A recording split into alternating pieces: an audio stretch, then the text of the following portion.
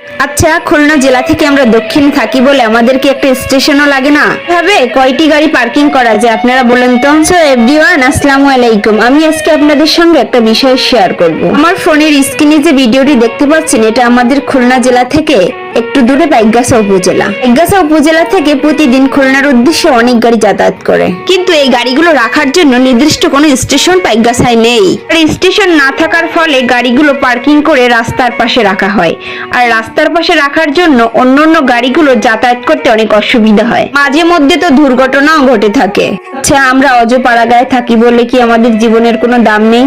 আমাদের কি সুস্থভাবে বাঁচারও কোনো অধিকার নেই? আমি অনেক উপজেলায় ঘুরেছি, তবে স্টেশনবিহীন উপজেলা মনে হয় আমাদের বাইগাছা উপজেলাটাই। তা না হলে জীবনের ঝুঁকি নিয়ে প্রতিদিন এরকম রাস্তা দিয়ে মানুষ কখনোই চলাচল করতে পারে না। বিষয়টা নিয়ে কথা বলার আমাদের একটাই উদ্দেশ্য, আমরা চাই বাইগাছা উপজেলা একটা স্টেশন হোক, তাতে করে আর রাস্তার এরকম বেহাল দশা আমাদের দেখতে হবে না। ঊর্ধ্বতন কর্মকর্তাদের দৃষ্টি আকর্ষণ করে বলছি, আমাদের বাইগাছার রাস্তাটার দিকে একটু নজর দেবেন। এরকম পরিবেশে সত্যি যাতায়াত করা খুবই অসম্ভব হয়ে পড়ছে। সর্বোপরি একটা কথা মনে রাখবেন, আমরাও মানুষ।